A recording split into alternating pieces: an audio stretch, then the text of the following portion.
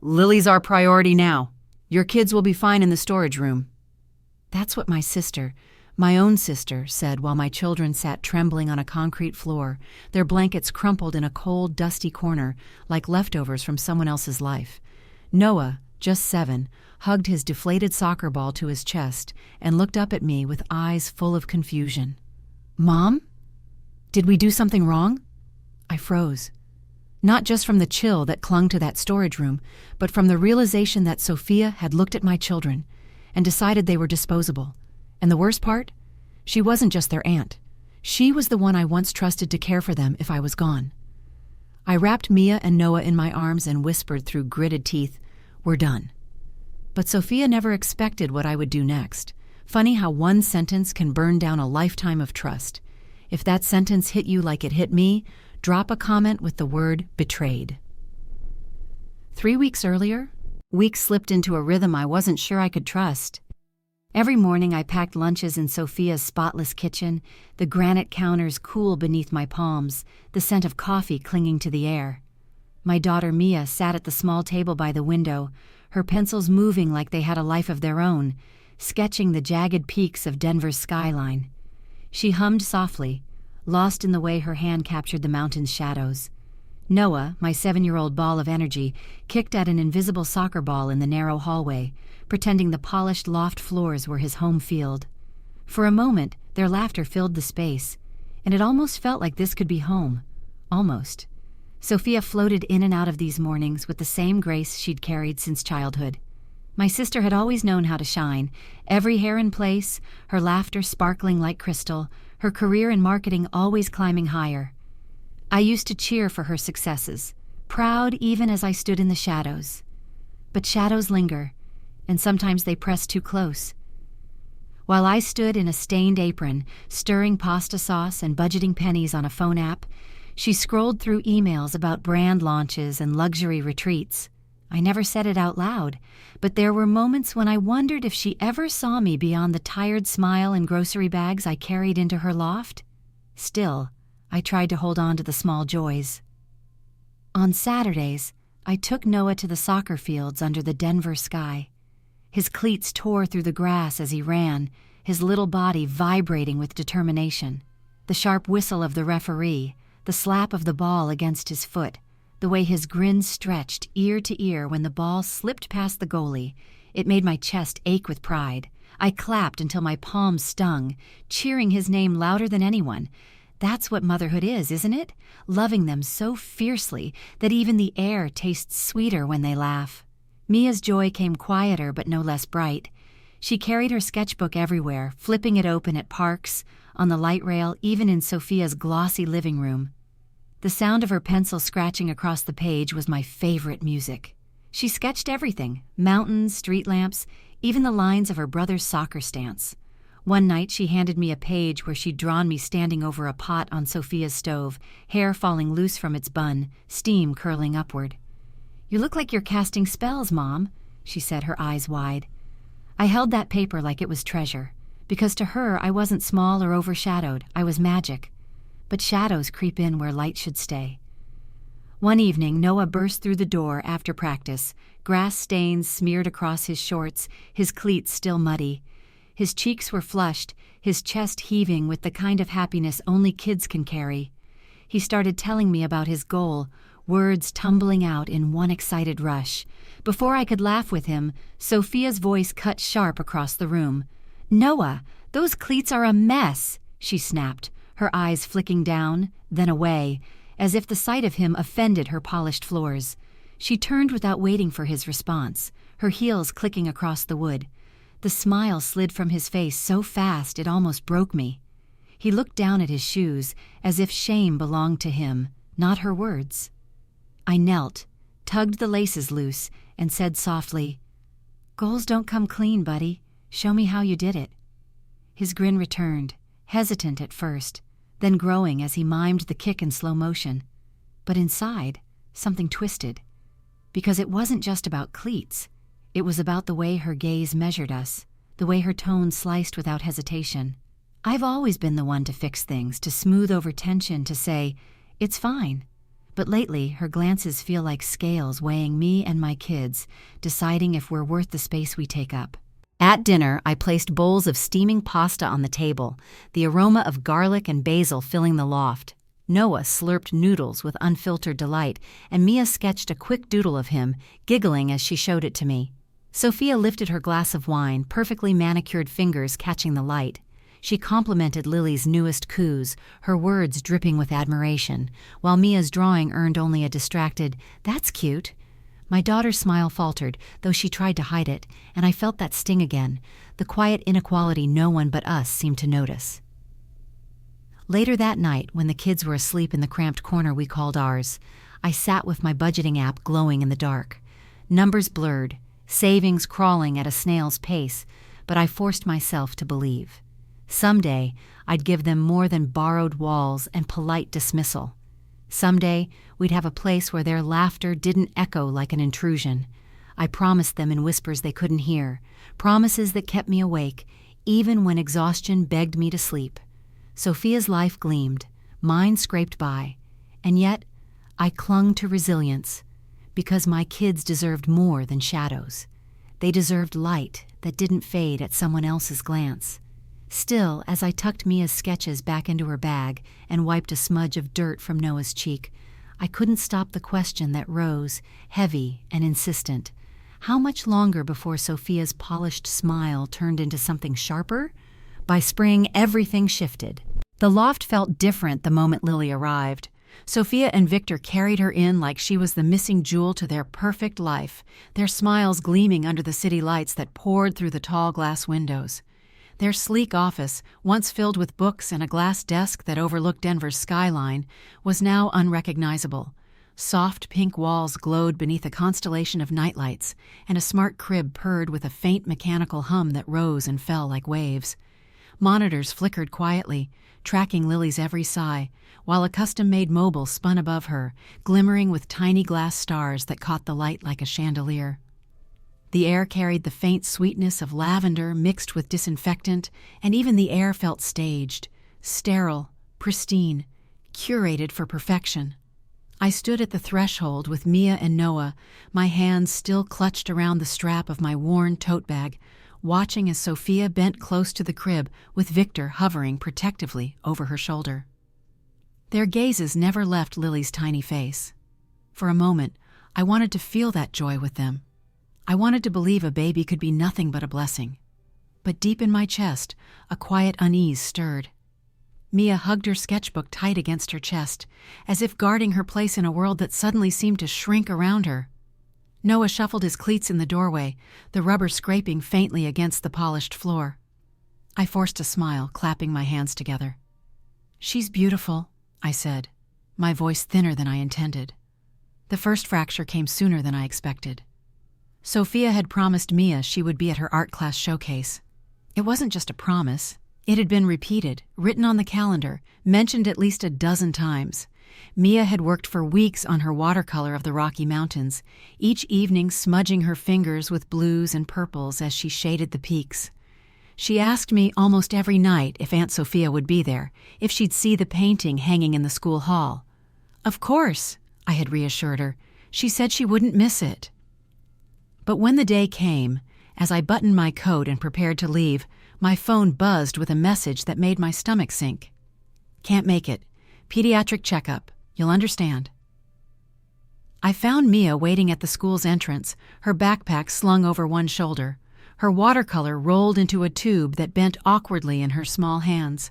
Her eyes darted through the crowd, still searching for the familiar face that would never come. When she spotted me, she smiled, though it didn't quite reach her eyes. "I knew you'd come, Mom," she said softly, handing me the painting.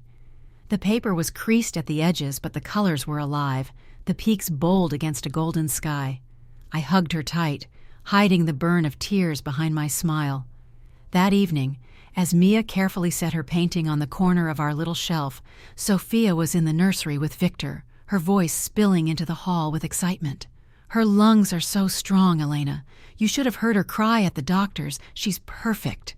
Victor nodded, beaming. "The growth chart says she's advanced, already ahead." They didn't notice Mia slipping past them, or the painting lying untouched, curled and forgotten in the corner.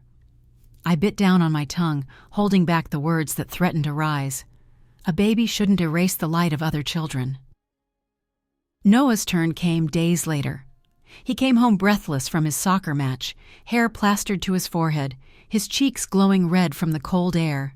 He dropped his bag with a thud and pulled me into the hallway, eyes bright with the kind of pride that makes your heart ache. "Mom, I scored today. Coach said I was unstoppable. Will you tell Aunt Sophia?" His voice carried that hopeful lilt only kids can hold. I tried. I waited until Sophia was rocking Lily in the living room, Victor nearby, both of them lost in the rhythm of their perfect new life. I told her about Noah's goal, about how he'd run the length of the field and scored. She barely glanced at me, her eyes fixed on the baby. "That's great, but Lily needs us more now, Elena," she said, her voice calm but distant. The words sliced through the air. Noah heard them from the doorway. His smile faltered, his shoulders slumped, and he pressed his fists into his shirt until his knuckles whitened. He nodded as if to agree, but the light in his eyes dulled. I reached for him, whispering, "You were brilliant, Noah. Don't forget that." He smiled faintly, but the silence that followed lingered long into the night. I tried to fill the gaps Sophia left. Dollar store puzzles, secondhand board games, little prizes to keep the joy alive in Mia and Noah's corner of the loft.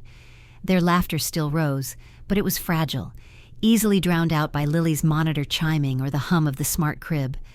The imbalance grew more obvious when I walked past the nursery and saw shelves stacked with imported toys and a custom mobile that had cost more than my month's groceries. I told myself babies were expensive, that maybe it wasn't favoritism, but necessity. But when I watched Mia coloring with stubby pencils or Noah tossing a half-deflated ball, the lie pressed heavier against my chest. Late one night, after finishing a stack of essays at the kitchen counter, I wandered into the living room. The loft was quiet, the city outside alive with muted horns and the occasional wail of sirens. The glow of Sophia's laptop cast a sharp light across the marble countertop. I meant to pass by, but a subject line froze me. Inheritance adjustment finalized. My pulse quickened. My eyes flicked down the hall, making sure the others were asleep, then back to the screen. I clicked. The words unfolded in tight paragraphs of legal language, the kind that makes your head throb if you stare too long. At first, I barely understood. Then I saw it. Property allocations, asset divisions, all flowing neatly into Sophia's name. My children's names were absent, scrubbed from the paper as if they had never existed. My throat closed, breath trapped in my lungs. I snapped the laptop shut, my hands trembling. From the hallway, I heard giggles, Mia whispering a silly story, Noah's laughter breaking through. The sound was delicate, fragile, like glass perched at the edge of a table, one wrong move away from shattering. I leaned against the counter, pressing a hand to my chest. A baby shouldn't erase my kids. But that email. What game was Sophia playing? That night, I lay awake staring at the ceiling, every hum of Lily's monitor pulsing through the wall into my bones. For some, that sound might be comfort. For me, it was a warning, steady, unyielding, reminding me that something had shifted beneath our lives, and I didn't know where it would break first. Months later, the cracks widened. The first warm days of spring arrived, and I seized them like a gift. Denver's Botanic Garden stretched wide beneath the crisp blue sky, a quilt of colors and scents that wrapped around us the moment we stepped inside. The air was alive with the perfume of tulips and roses, layered over the earthy musk of damp soil. Paths curved between fields of blooms and fountains whispered nearby, their steady trickle mixing with the hum of bees. For a few hours, I wanted Mia and Noah to forget the heaviness of the loft, to breathe freely in a world that had space for them. Mia settled on a low stone bench, sketchbook open across her lap. She leaned forward, pencil darting quickly, her small hand smudging graphite across the page as she captured the curve of a daffodil. Her hair fell into her eyes, and she brushed it away impatiently, her focus unbroken. Noah darted through the garden paths, chasing a yellow butterfly, his laughter bursting like fireworks against the calm. His sneakers scraped the gravel, his arms outstretched, his voice shrill with joy. I sat on a bench nearby, watching them, storing every smile, every sound. This was what childhood should be: dirt under fingernails, wild laughter echoing without apology, joy blooming like the flowers around them. I closed my eyes for a moment, listening. The birds sang from high branches, the air carried the faint sweetness of lilacs, and the sun warmed my skin. My chest loosened, just a little. I thought, maybe if I gave them enough of these moments, they could survive the cold looks and careless words waiting back at the loft. But shadows never stay gone for long. They follow you home. That evening, I laid Mia's new sketch gently on the dining table, proud of how she had captured the delicate petals in her small, careful strokes. The loft shimmered in its modern perfection, floor-to-ceiling windows glowing with the fading sunset, polished surfaces reflecting every ray of light. Sophia stood nearby with her wine glass, her nails tapping lightly against the glass stem. She glanced at the sketch, a fleeting look, before smiling in that way she had, polished, practiced, empty. "Mia's sketches are sweet," she said, her tone light but sharp, "but Lily's already so bright. Her coups are practically words." Her words cut clean. I watched Mia's face fall, the corners of her lips tightening as she tucked her sketchbook quickly under her arm, pretending it didn't matter. But I saw the way her shoulders hunched, the way she held her breath for just a second, like she was bracing herself against an invisible weight. I wanted to shout, to defend her, but the moment slipped before I could grab it. Noah, eager to salvage the air, burst in with his story. "Mom, tell them about the butterfly. It landed right here on my shoulder." His voice was bright, urgent, desperate for someone to care. Victor barely looked up. His hand rested on the back of Sophia's chair, his voice flat. "You're too noisy, Noah. Tone it down. Lily's trying to rest." Noah's face crumpled, the joy draining as quickly as it had come. His lips parted as if he wanted to argue, then closed again. His fists curled against his knees, his body folding in on itself. My heart cracked at the sight, but I stayed still, holding the air in my lungs. Because in that loft, every confrontation carried a price. And tonight, I didn't know if I could pay it. Days blurred together, each one with small cuts. One afternoon, I enforced the kids' tablet rules, limiting screen time, trying to keep them grounded. Sophia laughed softly, shaking her head. "You're too strict, Elena. Let them live a little. You act like they'll break if you don't hover."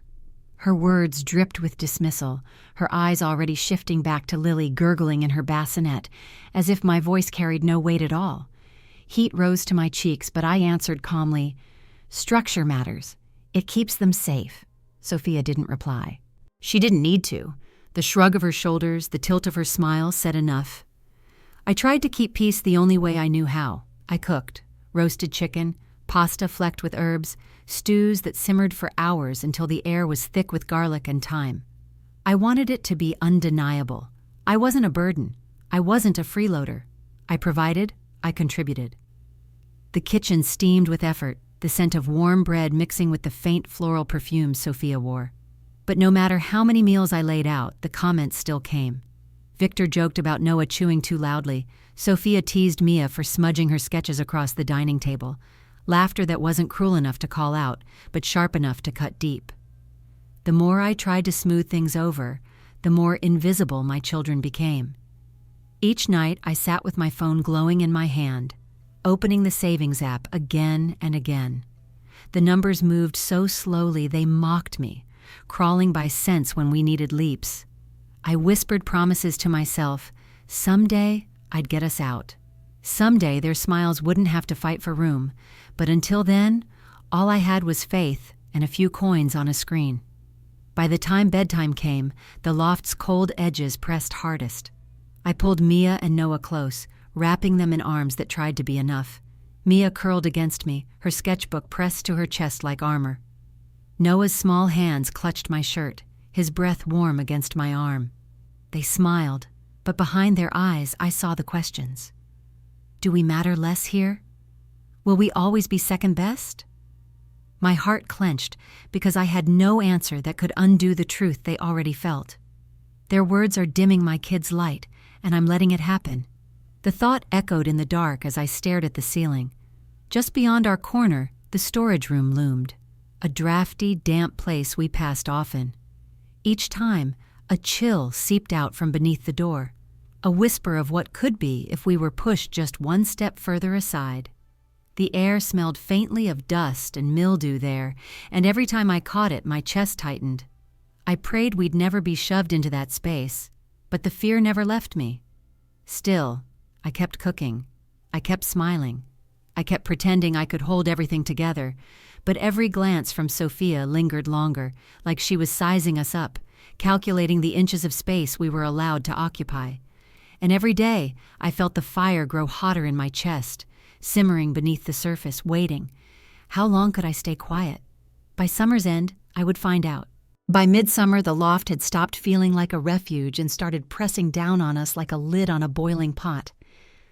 Outside, Denver buzzed with festivals, food trucks, and music drifting through warm nights, but inside the air felt heavy, sharp with tension.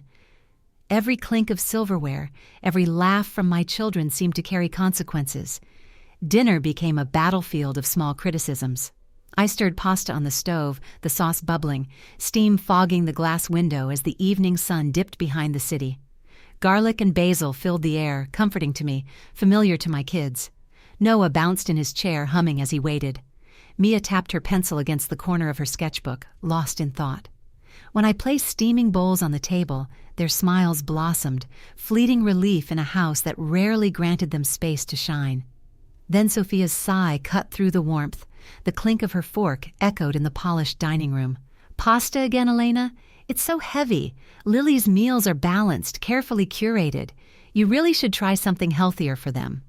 Victor added his own jab, leaning back with a smirk. "And bedtimes, they're too loose. Noah's always bouncing around late. You need to be more strict." I felt the words slam against me like doors shutting one by one. They excused Lily's every shriek as developmental leaps, praised her for fussing, cooed over her tantrums as if they were milestones. But when Mia smudged pencil marks on the table or Noah cheered too loudly, suddenly my parenting was failing. My cheeks burned, but I kept silent, the fork heavy in my hand. In that loft, speaking back felt like lighting a match too close to gasoline. Mia tried anyway. One evening she carried in a sketch, her eyes glowing with quiet pride. It was a fountain we had seen at the Botanic Gardens, captured in soft graphite lines, water arcs glistening in her imagination. "Aunt Sophia, look," she said, holding it out like an offering. Sophia's eyes never lifted from Lily, who babbled on the playmat. She clapped and said, "Did you hear that? Lily's practically talking already, so advanced." Mia's arm dropped. She folded the drawing slowly, like paper could bruise, and slipped it back into her sketchbook. She didn't pout, didn't protest. She just grew quiet. Later, when I tucked her in, I found the sketch shoved under her pillow, lines smudged by the pressure of her hand. After that, she stopped showing her art. The pages still filled, but when I watched her draw, her shoulders slumped and the light in her eyes had dulled to embers. Noah's joy was dimming too. One afternoon, he came barreling into the loft, cheeks flushed, shouting, "I scored the winning goal today!" His hands gestured wildly, his voice alive with triumph. For a moment, I felt his energy lift me with it. Then Victor's voice snapped from across the room, sharp as glass. "Noah, hush, Lily's napping." The words landed like a slap. Noah's mouth closed mid-sentence, his jaw tightening, his fists clenching at his sides until his knuckles went white. His shoulders curled forward, swallowing his own excitement. He didn't argue. He just lowered his head, nodding quickly as if ashamed for celebrating.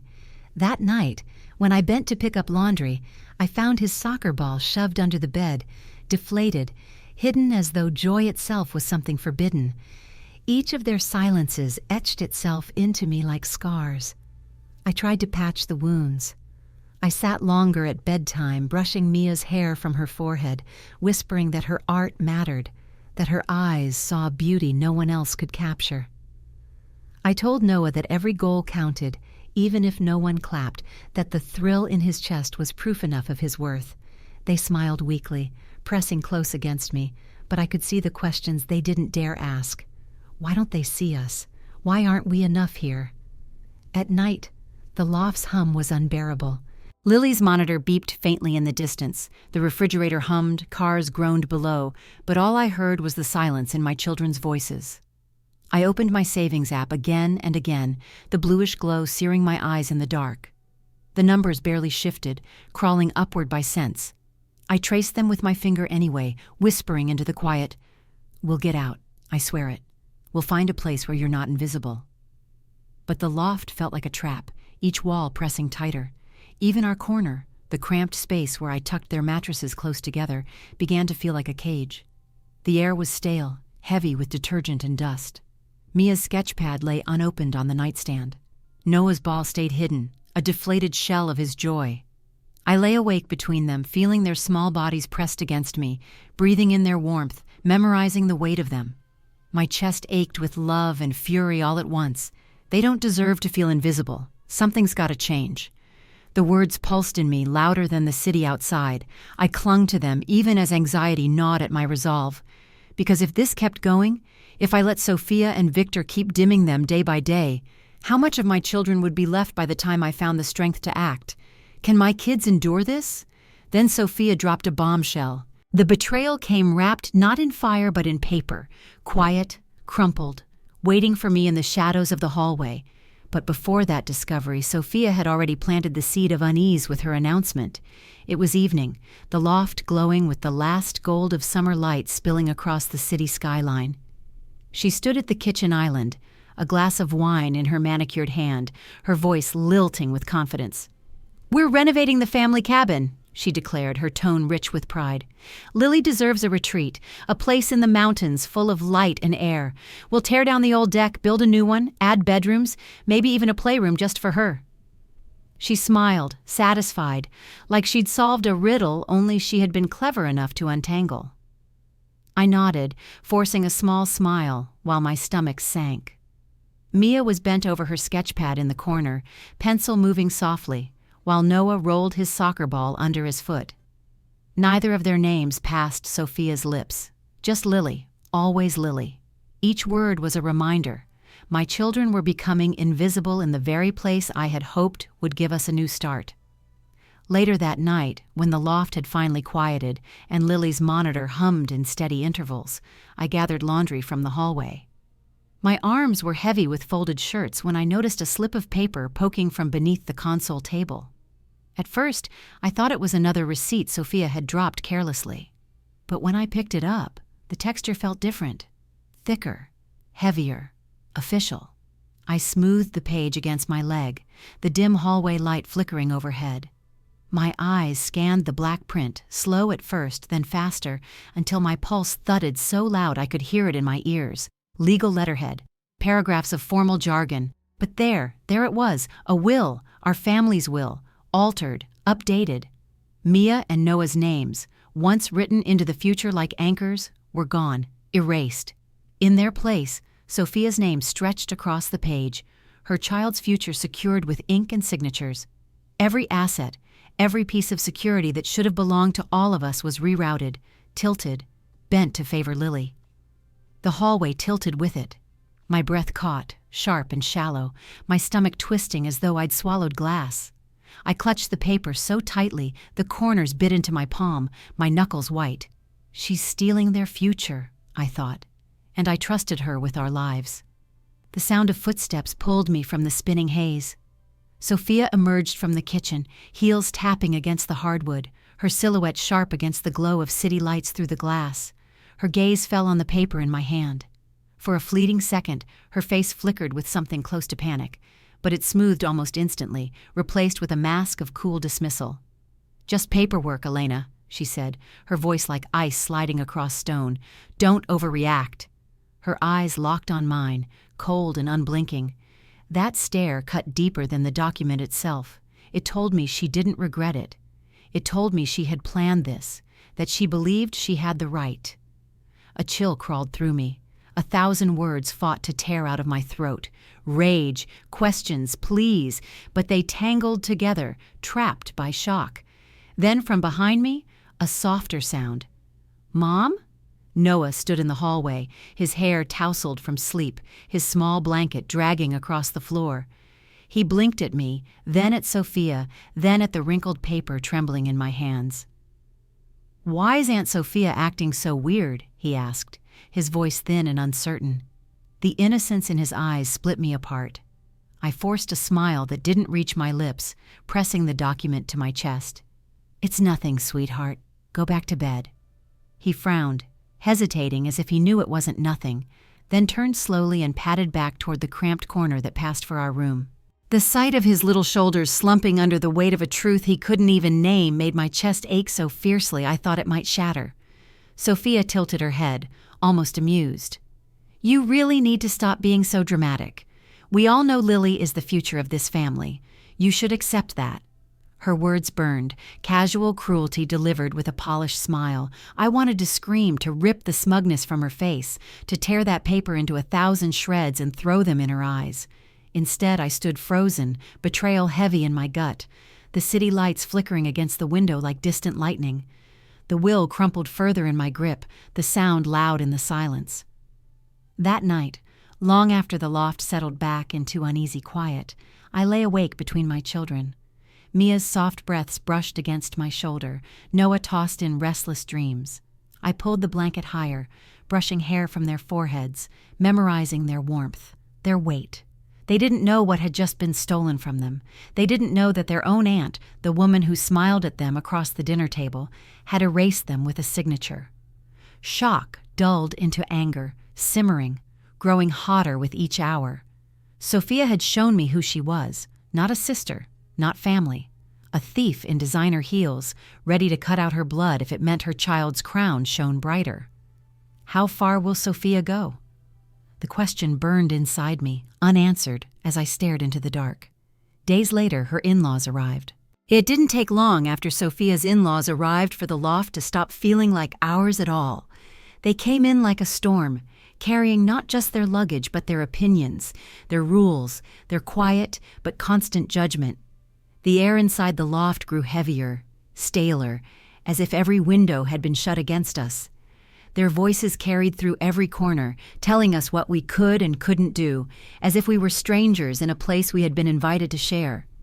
Mia's art supplies were the first casualty. Her brushes and paints, the little jars she had saved pocket change to buy, disappeared into a cardboard box shoved into the hall closet.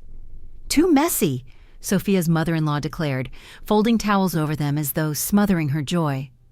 I watched Mia's face as she stood silently in the doorway, her fingers clutching her sketchbook to her chest.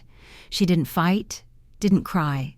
She just held on to that single book as if it was the last piece of herself she was allowed to keep. Noah tried harder. He dribbled his ball softly across the polished floor one afternoon, careful not to let it thud too loud. But even the faint tap of rubber was enough to earn him a sharp look. "Not in here," one of Victor's relatives said, their tone clipped, their eyes cold. "It's disruptive." The ball rolled to a stop at his feet.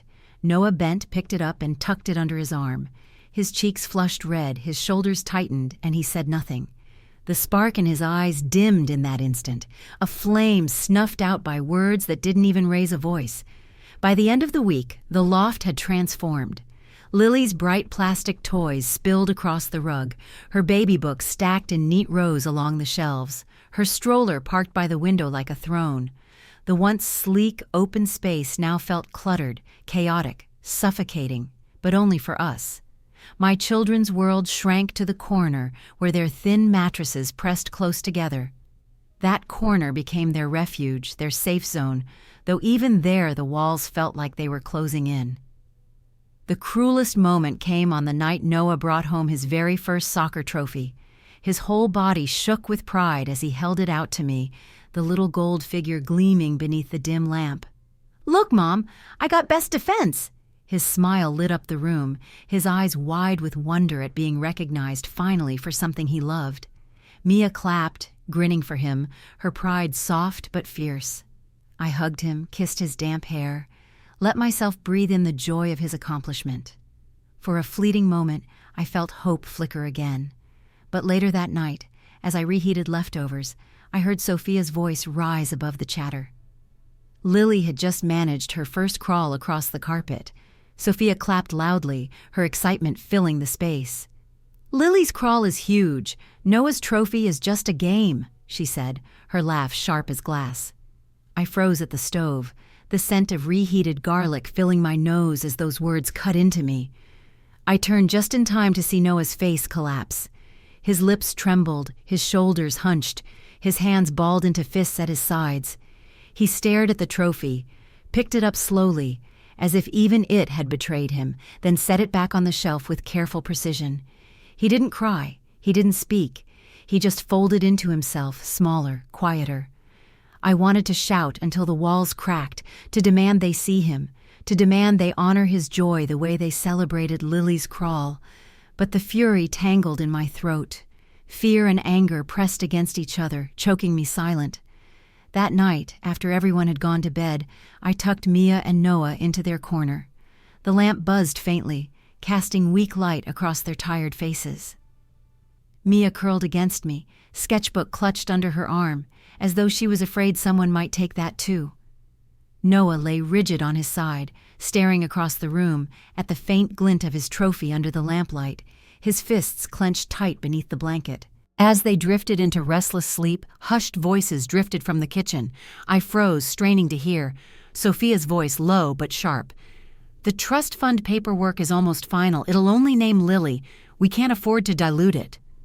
Victor murmured something in agreement, his tone casual, complicit. My stomach twisted into knots. It wasn't just the will. There was a trust fund, something bigger, something meant to secure the future of our family, and they were cutting my children out of that too. Every decision whispered in that kitchen was another brick in the wall, closing off Mia and Noah's futures. I pressed my back against the hallway wall, the cool surface grounding me as my chest rose and fell in shallow breaths. My mind spun with numbers, with the image of my savings app glowing faintly in the dark, with the reality that no matter how much I worked, no matter how much I stretched every dollar, it would never match what Sophia was quietly stealing. Back in our corner, I kissed the tops of their heads, breathing in their warmth. My jaw tightened as my hand trembled against the blanket. They didn't know yet what was happening, but I did. Their spark was fading, piece by piece, stolen not by accident but by deliberate cruelty dressed up as what's best for Lily. They're crushing my kids, and I'm letting it happen. Time's running out. I lay awake long after their breaths evened out, staring at the faint city lights flickering against the ceiling. Every hum, every whisper, every cold laugh replayed in my ears.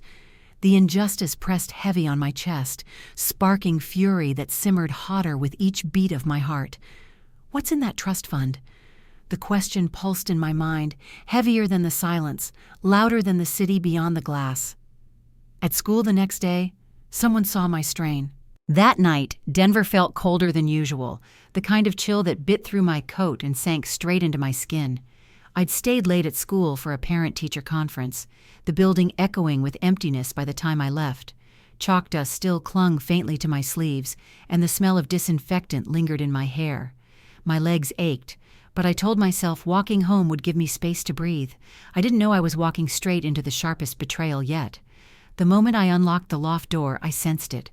Something was off. The air inside felt too still, too staged, as if the life had been drained out of it. My eyes swept the living room instinctively, searching for Mia's sketchpad on the side table, Noah's ball by the couch, those small, ordinary markers of our presence. But they were gone. A draft brushed across my ankles, sharp and unmistakable, seeping in from down the hallway. My stomach tightened. I followed the chill, each step heavier than the last, until I reached the door at the end. The storage room was cracked open, a sliver of light spilling weakly into the hall. I pushed it wider. What I saw inside knocked the air from my lungs. Their world, everything of theirs, had been shoved into that icy, unfinished space. Clothes stuffed carelessly into bins. Noah's blanket wadded in a corner, their thin mattresses propped bare against the wall. The concrete floor smelled of dust and dampness, the light bulb buzzing overhead like a taunt. And there they were. Mia stood in the corner, hugging her sketchpad so tightly her knuckles turned white. Her small body trembled under the draft that whistled through the vent.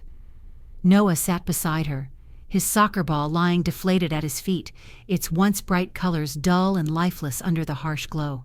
His arms wrapped around himself, trying and failing to keep warm. I froze in the doorway, horror rooting me to the spot. My voice cracked. What is this? Behind me, heels clicked against the hardwood. Sophia emerged from the glow of the living room, her figure framed by warm light, a cruel contrast to the cold shadow choking my children.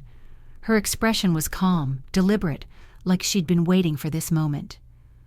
"Elena," she said coolly, her tone so smooth it chilled me more than the draft.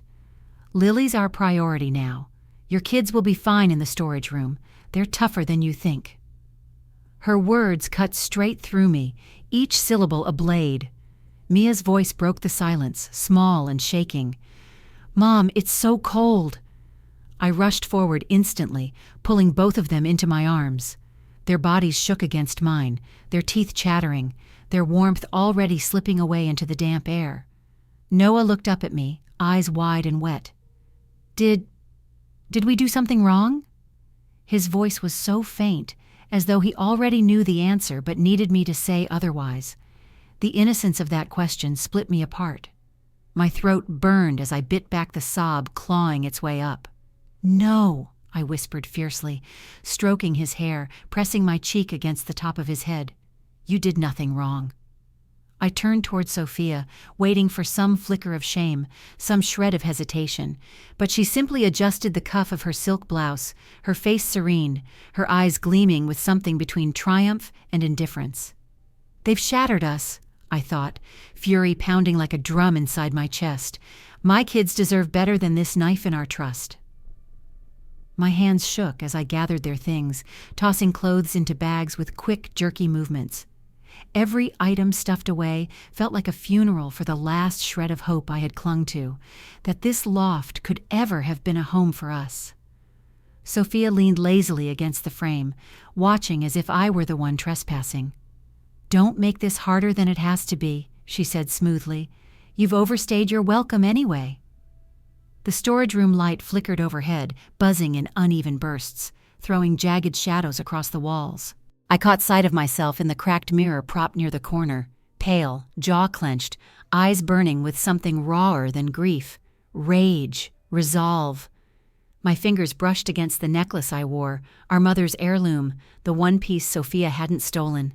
The faint glint caught in the buzzing light reminded me of who I was before all this, of what I still had to fight for.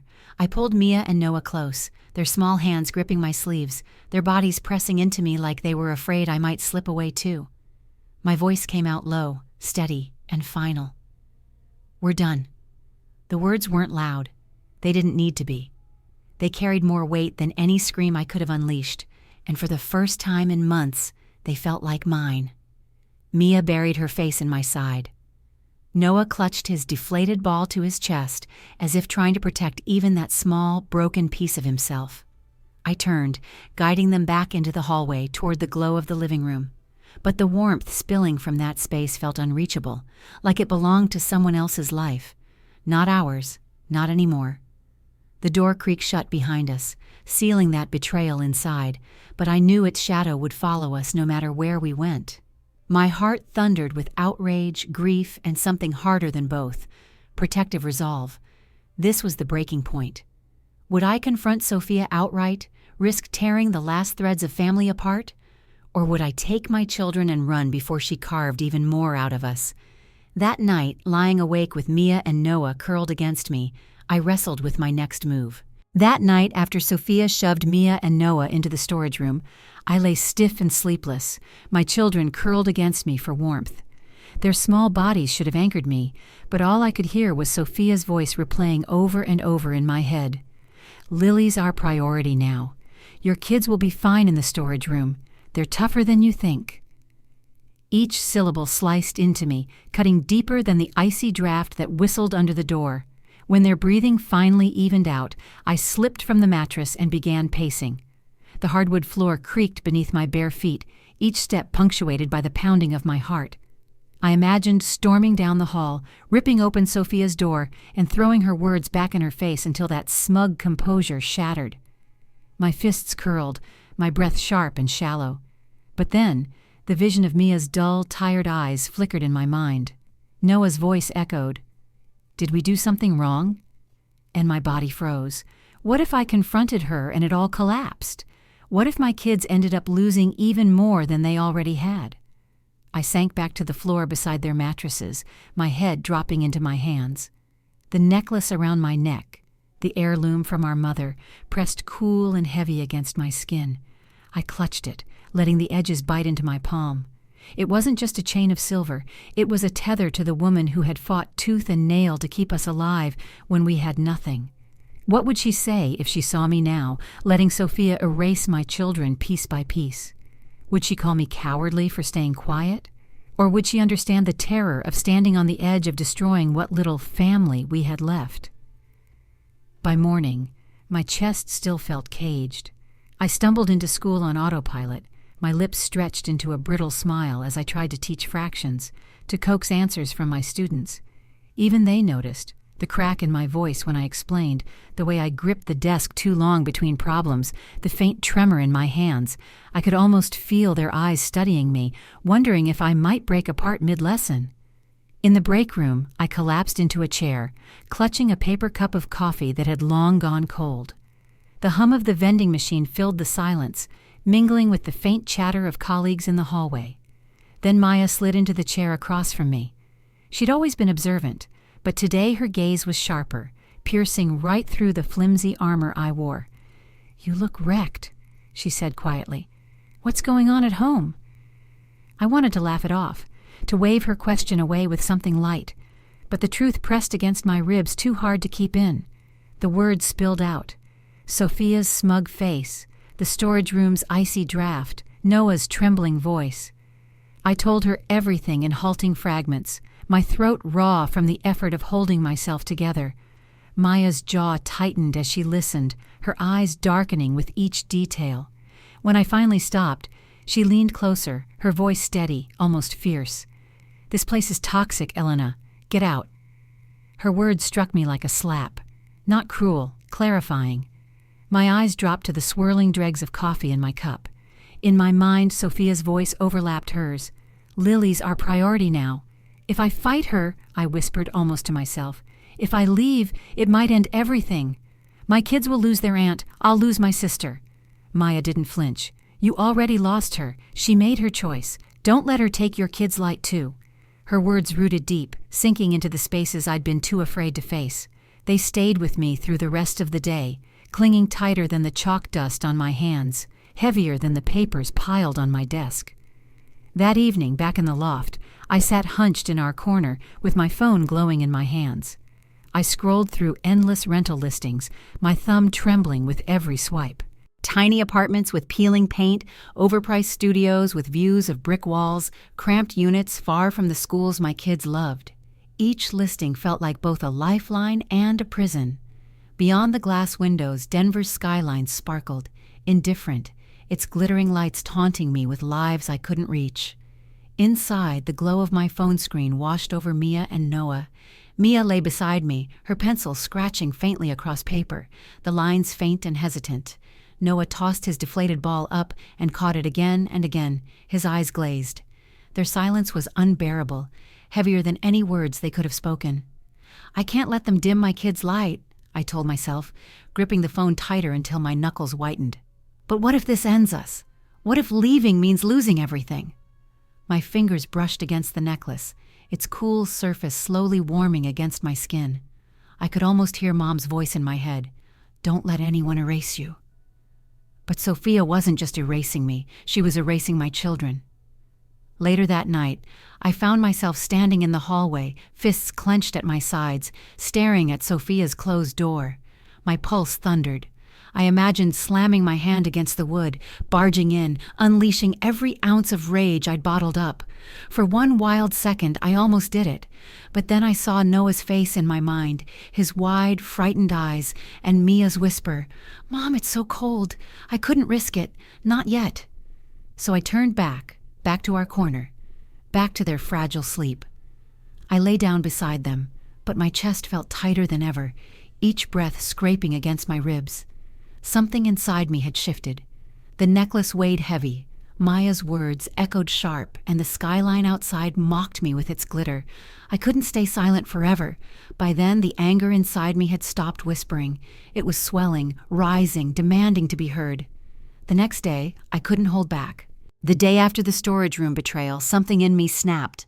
For weeks, I had swallowed my fury, told myself to wait, to endure, to find the right time.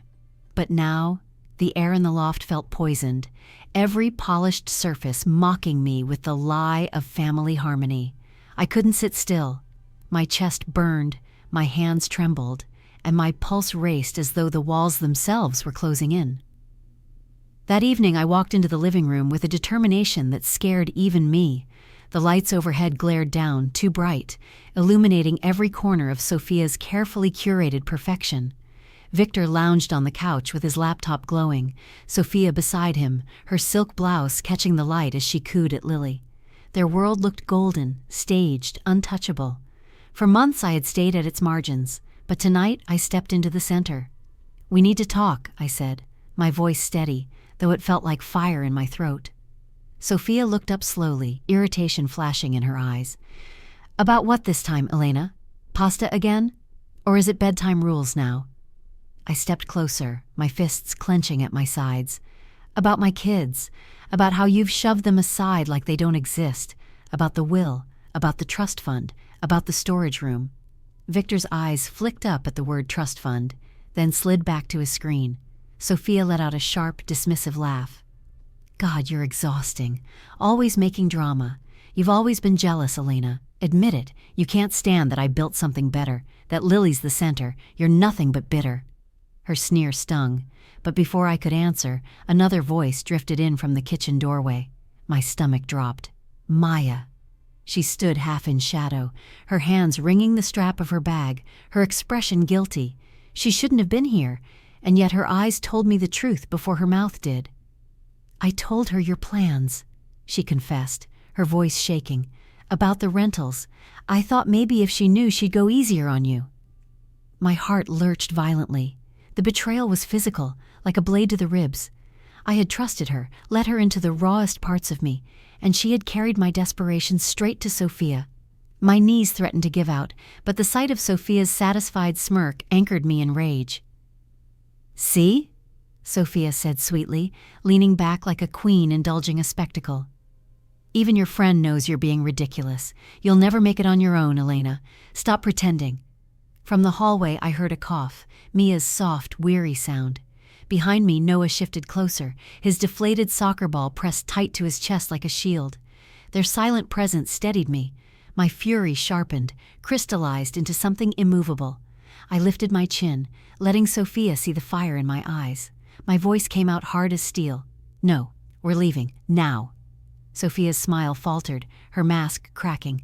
"Don't be absurd. Where would you even go?" "Anywhere that isn't here," I said. It wasn't loud, but it was final. I turned and knelt beside Mia and Noah. "Pack your things," I whispered. Their eyes widened, but neither hesitated. Mia clutched her sketch pad to her chest like it was oxygen, while Noah scrambled to gather clothes, his small hands fumbling with urgency.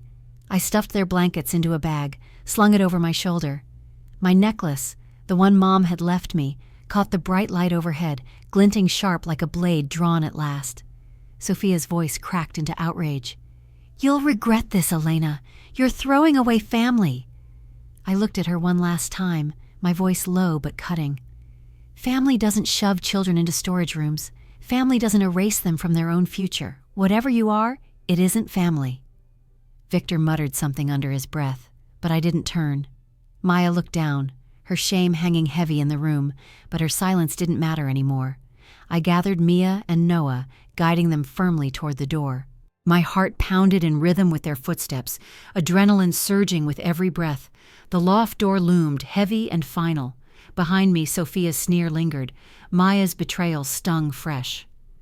Ahead, Denver's skyline blinked alive through the glass, vast and unclaimed. I pulled the door open.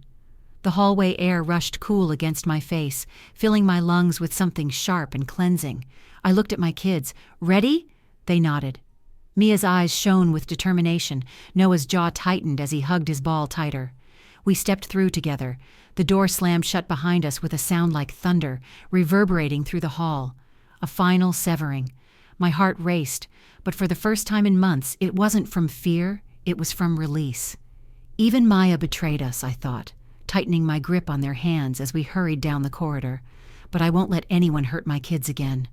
The hum of Denver's night rose to meet us, headlights streaking across the streets, horns and laughter drifting faintly from below. Bags bumped against our legs as we rushed forward, adrenaline carrying us faster, freer. The night ahead was uncertain. The path was unmarked. But I knew one thing with absolute clarity. We were no longer trapped. We were free. Where would we go tonight? I didn't know. But anywhere was better than there. That night, after slamming the loft door shut for the last time, we didn't drive far. My body shook with adrenaline and exhaustion, my hands stiff on the steering wheel as Denver's neon lights smeared against the windows. The kids were quiet in the back seat, clutching their bags like they were life preservers. For a moment, I didn't know where we'd go. Then Maya's name flashed in my mind. Despite the sting of her betrayal, she had texted after we stormed out, offering her guest room. Maybe guilt made her reach out, maybe pity, but right now, we needed a roof. Her place wasn't much, a converted basement listed as a short-term rental, tucked beneath a quiet bungalow. But when I opened the door and ushered the kids inside, it felt like a world apart from Sophia's sterile loft. The guest room smelled faintly of cedar and laundry detergent. Quilts layered the twin beds, their patchwork colors warm and forgiving. A small lamp glowed in the corner, casting amber light across the wood-paneled walls. For the first time in months, I felt the tension in my chest loosen, just enough to breathe. Mia slipped her sketch pad out of her bag almost immediately, curling up on one of the beds. Her pencil moved with a freedom I hadn't seen in weeks. She sketched the lamp, the folds of the quilt, even the window frame, her strokes more certain with every line. Noah, on the other hand, found a corner near the door and started bouncing his deflated soccer ball, soft enough not to break anything, but with a rhythm that filled the room with life. His smile returned, hesitant at first, then fuller. I stood in the doorway watching them. My throat tightened. This was what safety looked like. Not perfection, not grandeur, just space for them to exist without being compared, silenced, or erased.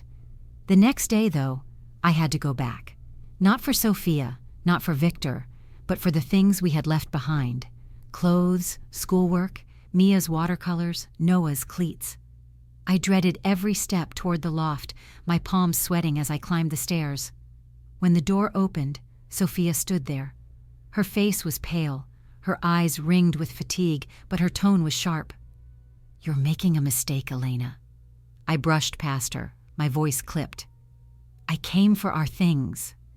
She trailed me through the loft like a shadow, her words softening into something that almost sounded like pleading. "You can't do this to the family. Lily will miss them. I'll miss you. We can work it out." Her voice pulled at something in me, an echo of the sister I once loved, the one who laughed with me in childhood bedrooms. But then I looked at the storage room door, still slightly ajar, and the image of my children shivering on its cold floor sliced through the memory. I kept moving, folding clothes into bags, stacking Mia's rolled-up drawings, collecting Noah's cleats from where they'd been tossed carelessly by the couch. As I packed, I noticed a stack of mail on the console table. A corner of thick envelope peeked out, different from the bills and catalogs. My pulse quickened. The letterhead was legal, stamped with a firm's name I didn't recognize. Against my better judgment, I slipped it into the bag with our things. Sophia's voice rose behind me, brittle now. "You're ruining everything. You don't know how hard I've worked." I turned, cutting her off. "And you don't know what you've destroyed." My voice shook, but I didn't care. Back at Maya's, once the kids were settled, I finally pulled out the envelope. My hands trembled as I unfolded the pages. Most of it was dense with legal language, but certain phrases jumped out like jagged rocks in a stream. Trust fund, designated beneficiary, Lily, exclusion of secondary heirs. I sat frozen, the words pressing down on me like a weight I couldn't shake. The whispers I'd overheard weeks ago hadn't been paranoia. It was all true. Sophia hadn't just pushed my kids aside in her home. She was pushing them out of their own family's legacy, cutting their ties to a future that should have been theirs too. I stuffed the letter back into the envelope, my stomach twisting. I didn't want Mia and Noah to see it, not yet. They deserved one night of peace in that quilted room, one night of laughter without shadows. And laughter did come. That evening, Noah invented a game with his ball and a pair of shoes as makeshift goals. Mia drew him mid-kick, capturing his joy in pencil strokes that felt alive again. Their voices filled the guest room, echoing against the low ceiling. I sat on the edge of the bed, listening, letting the sound wash over me like a balm. I touched the necklace at my collarbone, its silver catching the soft light.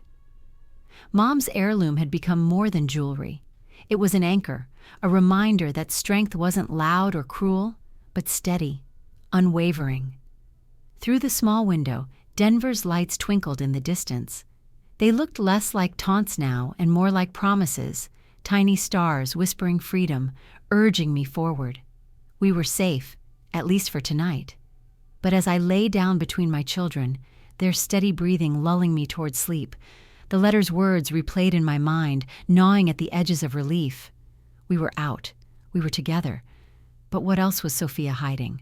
6 months had passed since the night the door slammed shut behind us. 6 months since I clutched Mia's sketchpad and Noah's deflated soccer ball like lifelines while we stepped into the unknown. Now when I look around, I barely recognize the life we once had, because this one feels like light after years of shadow. Our Denver apartment isn't big, but it's bright. The building is old brick with ivy crawling up one side, the hallways carrying the faint smell of coffee from the cafe downstairs. Mornings here are drenched in golden light, sunlight pooling across our kitchen table and turning Mia's sketches into stained glass colors. The air is warm, filled with laughter and the scent of pancakes I burn half the time but serve proudly anyway. It's not perfect, but it's ours, and that alone makes it everything. The apartment tells our story without words. Mia's drawings line the walls, not tucked away or dismissed, but celebrated. One watercolor of a mountain sunrise won her first ribbon at a community contest, and she hung it right above the couch. She beams whenever visitors see it, her cheeks glowing as though the sun itself lives inside her. Noah's cleats rest by the door, still caked in bits of grass from his last game. His soccer trophy sits on the shelf in the living room, polished so often it practically gleams. And when he comes home from practice, flushed and breathless, he throws himself onto the couch with a grin, chattering about goals and passes, until Mia tells him to hush so she can finish her art. Their joy fills every room. It spills into corners once heavy with silence, rising like music where Sophia's rules once crushed them. And every laugh reminds me, we survived. My work had shifted too. Months of late nights and steady persistence finally paid off. I was promoted to curriculum coordinator. The title might not mean much to others, but to me it was proof. Proof that I could stand on my own 2 feet, that I could provide without begging scraps from Sophia's table. The pay raise steadied our finances, the constant fear of what if easing just enough to let me breathe again. But the past still lingered. One afternoon, while sorting through the last of our things retrieved from the loft, I found a letter tucked among the folders. The envelope was thick, embossed with a law office seal. My hands shook as I slid the paper out, my stomach already twisting. The words confirmed what Sophia's whispers and smirks had long implied. The trust fund was real. And it was written to exclude my children entirely. Every clause, every line bent toward Lily, leaving Mia and Noah erased from a future that should have been theirs too. The ache burned, sharp and bitter, but this time it didn't break me. Because looking up from that letter, I saw Mia sprawled on the rug, sketching a field of flowers, and Noah trying to balance the ball on his knee while laughing at his own clumsy attempts. Their light wasn't dimmed anymore. The trust fund might belong to Sophia, but their joy, our joy, was beyond her reach. Not long after, Sophia called. The phone buzzed in my hand, her name flashing like a ghost I wasn't sure I was ready to face.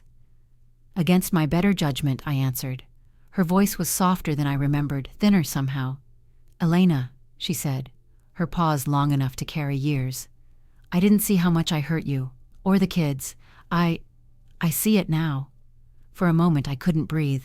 I wanted to lash out, to remind her of Noah's fists clenched in silence, of Mia's sketches dismissed as cute, of the storage room's drafty air. But what came instead was a steadier voice than I expected. "You can't take it back, Sophia, but I won't let it define us anymore." She spoke of the trust fund then, confirming the split, her tone flat with resignation. "It's final. I can't change it." The old sting returned, but I let it slide past, because we weren't defined by numbers on paper. We were defined by the art on our walls, the goals on the soccer field, the way laughter now drowned out every memory of Sophia's dismissive tone. That night I sat by the window while the kids worked at the kitchen table. Mia sketched a scene of the skyline glowing in twilight, her lines confident, bold. Noah polished his cleats, humming to himself between bursts of laughter. The city stretched beyond us, its lights twinkling not like bars on a cage anymore, but like open stars. The necklace around my neck, the heirloom from our mother, caught the lamplight, its silver gleam a constant reminder. We were worth more than Sophia ever allowed us to believe. We had built a home where we shine. Nothing could take that away. And as I share this with you now, I find myself wondering, have you ever walked away to find your peace?